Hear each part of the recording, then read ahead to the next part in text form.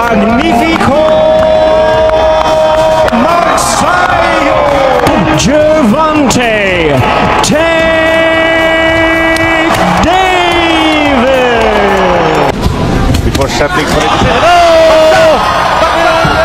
Here we go. Yan ang puwersa na taglay ni Mark Magnifico Magsayo.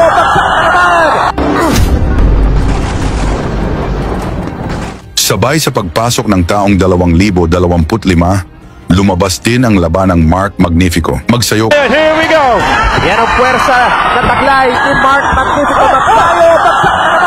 Kontra sa American superstar na si Gervonta Tank Davis na may 30 panalo, 8 talo at 28 knockouts sa kanyang kartada.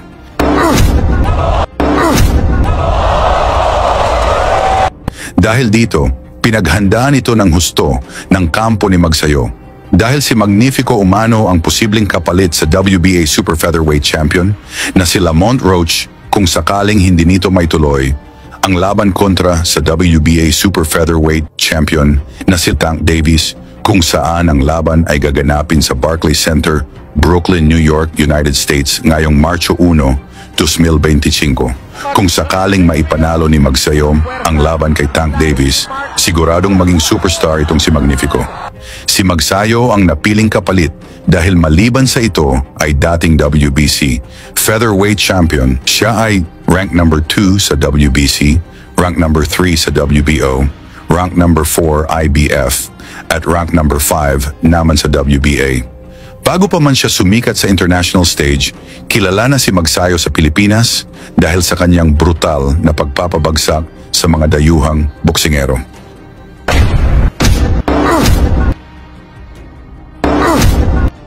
Isa na rito itong kinatatakutang 2 beses na world champion na nakapagpatumba na ng 21 Pilipinong boksingero na dumayo sa Pilipinas upang idagdag daw si Magsayo sa kanyang listahan ng mga nabiktima. Siya ay si Panya Utok, isang matibay at veteranong mandirigma mula Thailand na may impresibong record na 53 panalo, 6 na talo at 35 panalong ito ay tinapos niya sa knockout. Kilala siya sa kanyang tibay at hindi basta-basta bumabagsak sa laban. Dito ay paglabanan ni Magsayo at Utok ang WBC Asian Council Featherweight title.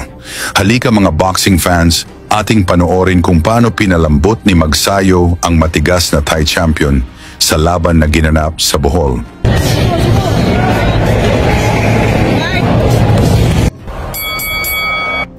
Sa pagbungad ng laban, ipinakita na ni Magsayo ang kanyang agresibong estilo sa pamamagitan ng mabibigat na suntok, ngunit tila hindi ito ininda ni Utok.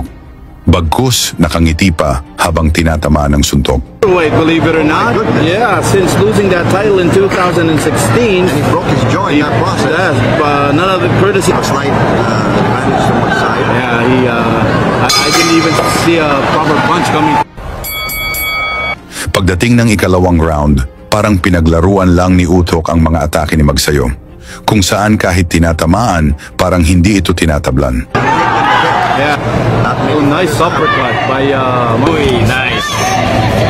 Si Panya pang ngiti-ngiti lang yun.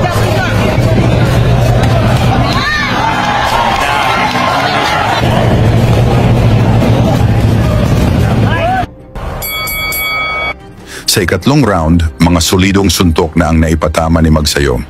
Ngunit hindi pa rin natinag ang matigas na Thai boxer. Asia featherweight belt was nice uppercut right there. Ooh.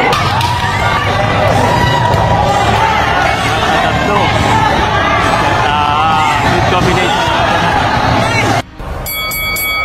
Tangiti, pagkatama yan, no? Huevos.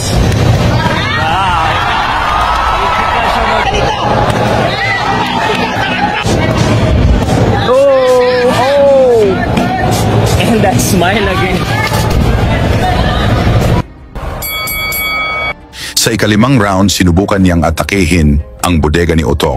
Ngunit hindi pa rin sapat ito upang mapabagsak ang Thai champion. Again, knocking at the noggin. Ooh, nice 1, 2, 3 combination.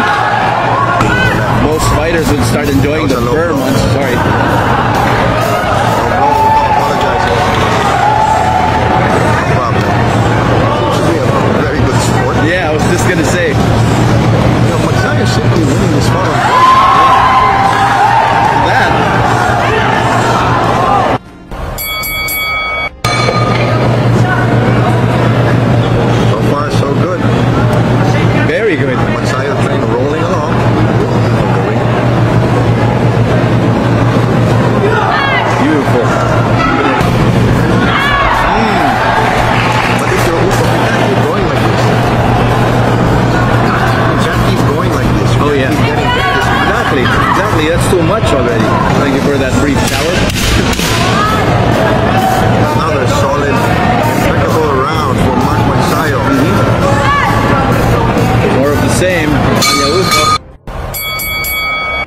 Mas lalong tumitindi ang palitan ng suntok dito sa ikapitong round, kung saan tumama ng mga malalakas ang dalawang boxers.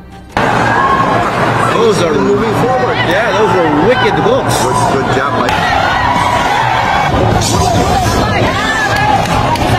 Very patient fight.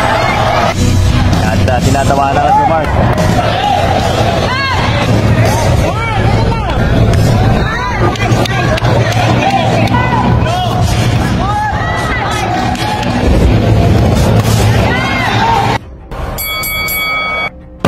More of the same.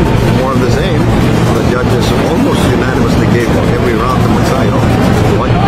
Still connecting.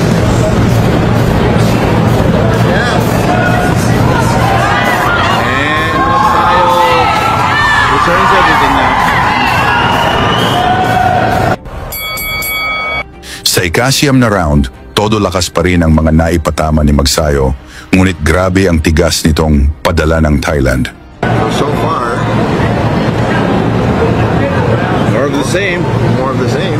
The judges almost unanimously gave every round to Magsayo. And how dangerous this guy is.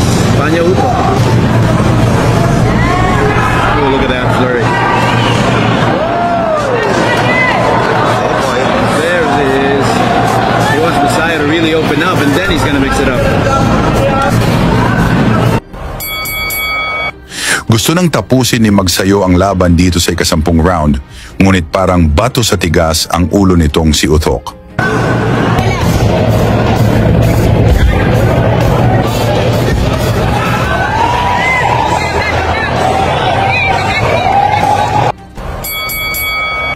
Sa ikalabing isang round, tuloy pa rin ang palitan ng malalakas na suntok na para bang walang kapag-ura ng dalawang fighters. And pretty much that's it.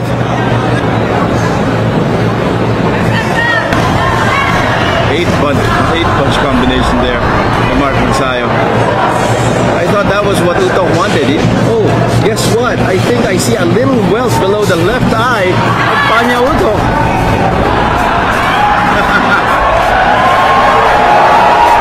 Working out a kick in his neck. I thought mine was there. Apparently not. But you know, Magsayo is really walking away with it.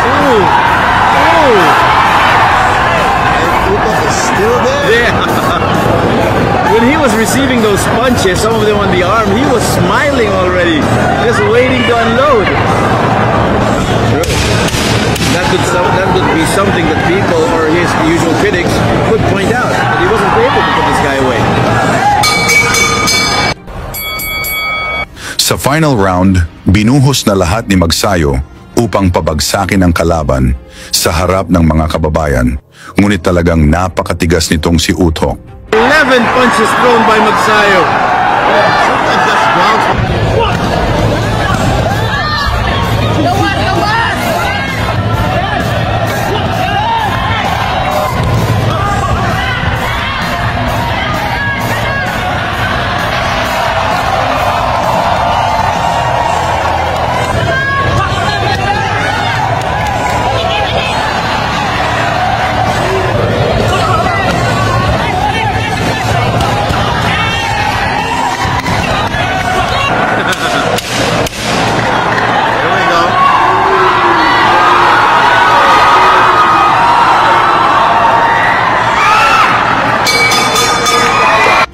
Sa huli, nanaig si Magsayo sa pamamagitan ng unanimous decision, isang panalong nagpapatibay sa kanyang reputasyon bilang isa sa mga pinakamahuhusay na boksingero ng Pilipinas.